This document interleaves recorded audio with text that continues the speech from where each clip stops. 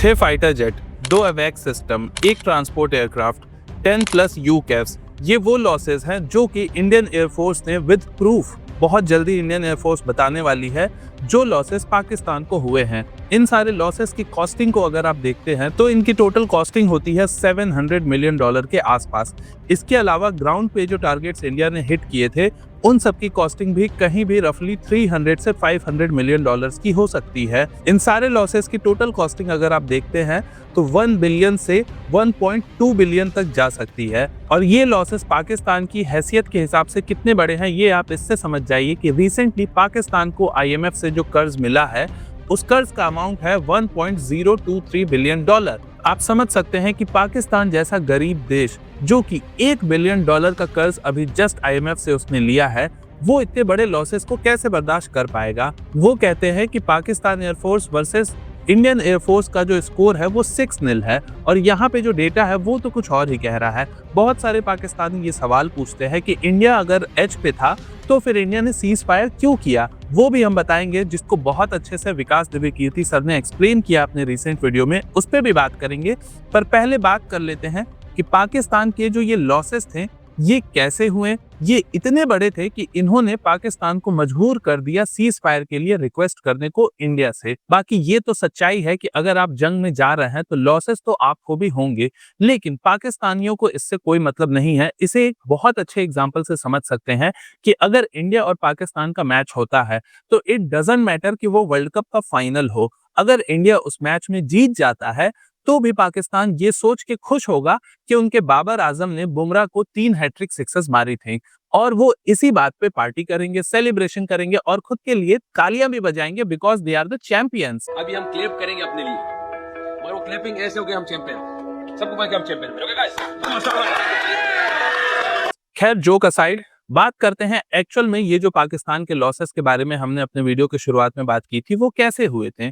6 fighter jets के जो losses हुए हैं वो इन द एयर हुए हैं। ये हिट हुआ कैसे है, ये किसी एयर टू एयर मिसाइल से हुआ है या ग्राउंड टू एयर यानी कि हमारे एयर डिफेंस सिस्टम से हुआ है, ये अभी भी बिल्कुल क्लियर तो नहीं हो पाया है। पर न्यूज को पढ़ के ऐसा लगता है कि ये किसी एयर डिफेंस सिस्टम से किया गया है, क्योंकि जो रिसेंट न्यूज निकल के आई है उसमें बताया गया है कि इंडिया ने air to ground cruise missile और ग्राउंड टू एयर मिसाइल यानी कि एयर डिफेंस सिस्टम का उपयोग किया था।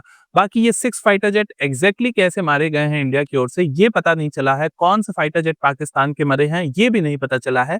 लेकिन ये तो ऑब्वियस है कि जो फाइटर जेट्स ऑपरेशनल थे, ऑपरेशन में थे, उन्हीं में से कोई फाइटर जेट मरा है। यानी कि हम एक अजम्पशन ले सकते हैं कि F-16, J-10C और JF-17 इन्हीं तीनों फाइटर जेट में से कोई 6 फाइटर जेट्स हैं जिन्हें इंडिया ने शूट डाउन किया है। ये क्लेम इंडिया ने अभी ऐसे किया है क्योंकि ये वो फाइटर जेट्स थे जो कि एयर बैटल के समय रडार्स पे विजिबल थे, लेकिन जब इंडिया की ओर से मिसाइल्स फायर की गई तो उन्होंने अपने टारगेट को हिट किया और उसके बाद वो फाइटर जेट्स रडार से दिखना बंद हो गए, जिससे कि हम ये मान सकते हैं कि वो फाइटर जेट शूट डाउन हो गए हमारी मिसाइलों से। 2 एवैक्स सिस्टम को इंडिया ने डिस्ट्रॉय किया, एक को हमारे S-400 ने इन दी एयर यानी जब वो हवा में उड़ रहा था उस समय डिस्ट्रॉय किया, दूसरा भुलारी में जो इंडिया ने अटैक किया था हैंगर में उस समय वहां पे एक एवैक्स सिस्टम डिस्ट्रॉय हुआ।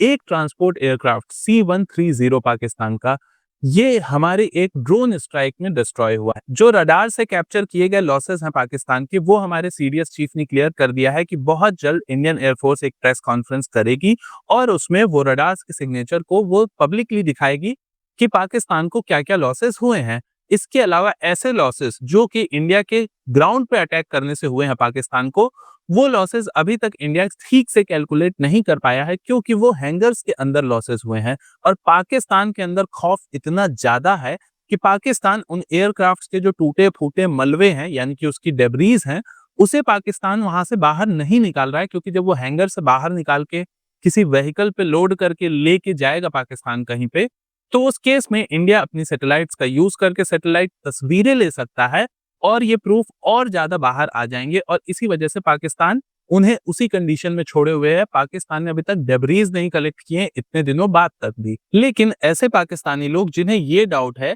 कि अगर इंडिया एज में था फिर भी इंडिया ने वॉर को क्यों रोक दिया या आप कहते हैं सीज फायर के लिए इंडिया क्यों मान गया, उन्हें मैं बताना चाहूंगा कि इंडिया का जो एम था वो फिलहाल अभी पीओके लेना नहीं था, वो एम ना ही पाकिस्तान से कोई वॉर करना था। इंडिया का एम सिर्फ था पाकिस्तान में मौजूद आतंकवादियों के जो कैंप्स हैं अलग अलग जगहों पे, उन्हें नुकसान पहुंचाना, उन्हें एक ऐसी क्षति देना जो कि उनकी पीढ़ियां भी याद रखे। वो इंडिया ने 6 और 7 तारीख की रात को कर दिया था। उसके बाद इंडिया उसे एस्केलेट नहीं करना चाहता था, पर पाकिस्तान ने उसे एस्केलेट किया। पाकिस्तान ने 9th को ये डिसाइड किया कि वो अपना एक ऑपरेशन लॉन्च करेंगे और 48 आवर्स में इंडिया को वो झुका देंगे।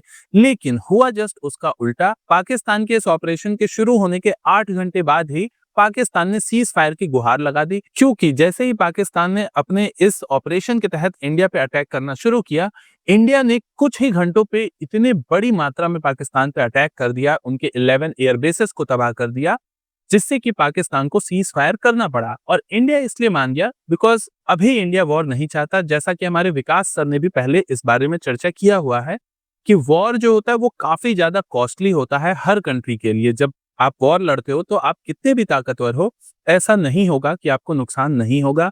जो चीज रशिया और यूक्रेन के वॉर में आप देख सकते हैं काफी ज्यादा एविडेंट है। तो इसलिए war is not the solution. India ने इसलिए सीज फायर किया और पाकिस्तान ने क्यों किया, अब आप समझ सकते हैं कि जिस देश की हैसियत अभी $1 बिलियन की भी अफोर्ड करने की नहीं है, वो IMF से कर्ज ले रहा है, एक कर्ज को चुकाने के लिए दूसरा कर्ज ले रहा है।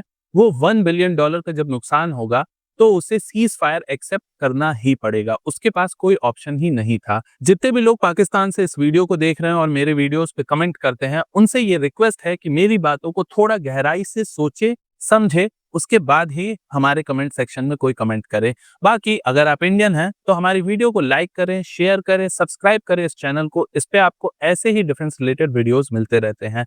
बाकी मैं मनीष मिलता हूं आपसे नेक्स्ट वीडियो में। नमस्कार, जय हिंद।